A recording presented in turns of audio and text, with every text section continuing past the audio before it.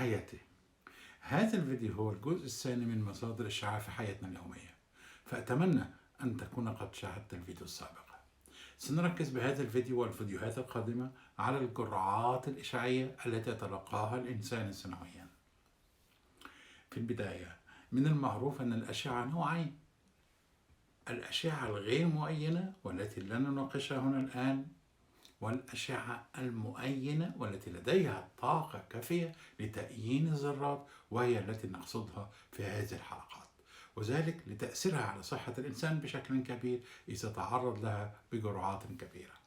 الإشعاع النووي أي الصادر من نواة الذرة سواء جاما بيتا ألفا أو النيوترونات كلها أشعة مؤينة، ولكن الإشعاع المؤين ليس بالضرورة نووي المصدر مثل الأشعة السينية وتطبيقاتها المهمة بالطب. هذا هو الفرق، ولذلك استخدام تعبير الإشعاع المؤين يكون أكثر دقة إذا اعتبرنا جرعات الناتجة من الطب بشكل كامل ضمن ما يتعرض له الإنسان في حياته اليومية.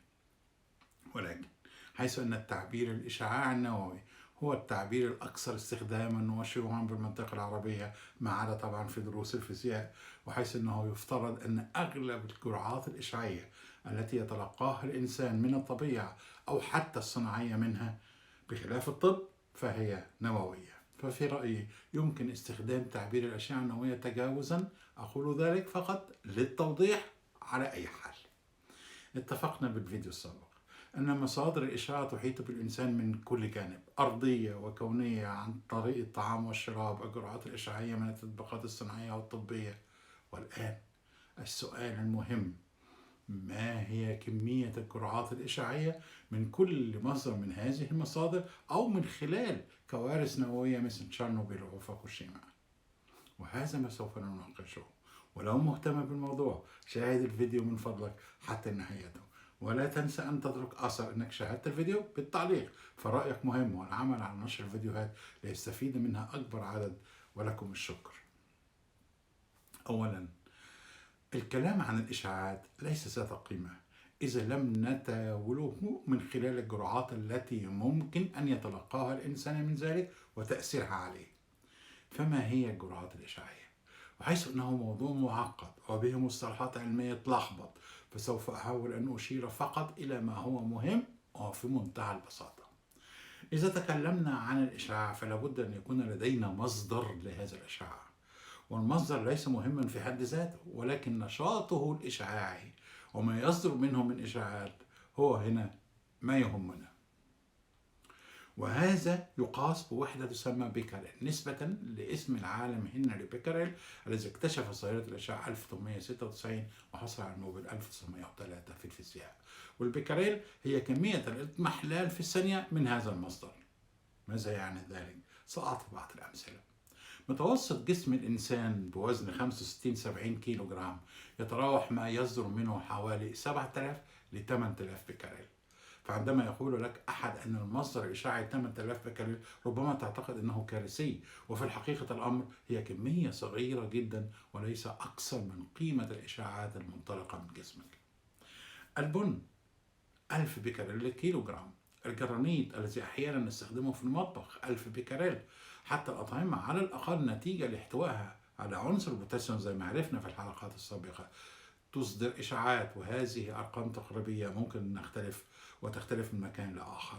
على سبيل المثال السمك 100 بكالوري للكيلو جرام، الشيبسي 400 بكالوري للكيلو جرام، الخبز والأرز 30، اللبن 50، بعض اللحوم 100 بكالوري للكيلو جرام. هذا مجرد فكرة أن كل شيء حولنا حتى الأكل به مواد مشعة وممكن أن يكون مصدرا سواء خارجيا أو داخليا داخل جسم الإنسان. وسوف أفكركم بهذه الأرقام مرة أخرى لاحقا عندما نتعرض لكميات المواد المشعة التي تستخدم طبيا في سواء كشفي أو علاجي.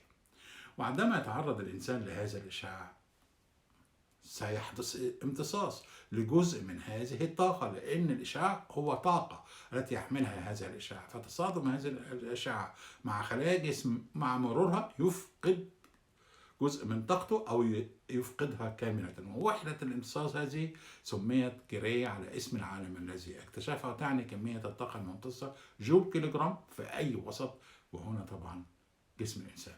وأصبحت الجرعة الممتصة.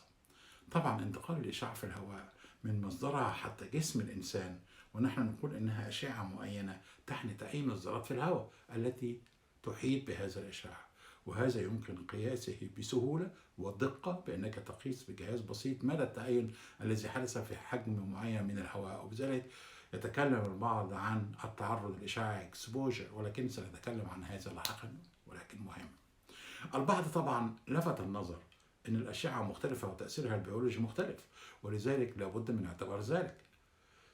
ألفا بيتا جاما كلها مختلفة، ولهذا جاءت الجرعة المكافئة، وهي مجرد جرعة ممتصة مضروبا في معامل أو رقم طبقا لنوع الإشعاع، جاما أو بيتا أو ألفا أو أشعة إكس 1، أما أشعة ألفا فالمعامل 20 لخطورة تأثير أشعة ألفا على الخلايا. لذلك تعطي هذه الجرعة صورة عن احتمالية التأثير البيولوجي للخلايا وإمكانية تطور الإصابة بالسرطان. هنا أيضا البعض لفت النظر أن أنسجة الجسم تأثيرها بالإشعاع مختلف.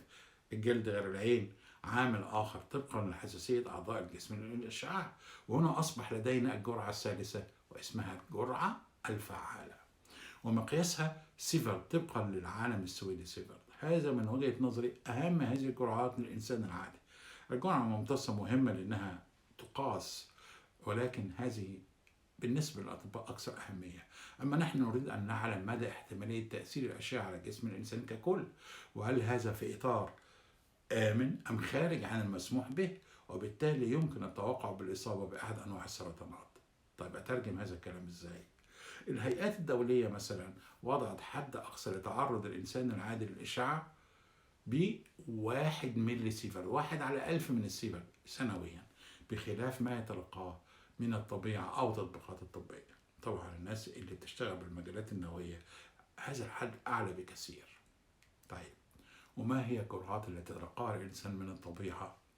للمقارنة، المتوسط العام العالمي هو 2.4 ملي سيفر سنويا من المصادر الطبيعية التي حولك، ومن الغازات المشعة التي تستنشقها وأنت جالس تشاهد هذا الفيديو الآن. وهذا ما سوف نناقشه في الحلقة القادمة. تحياتي.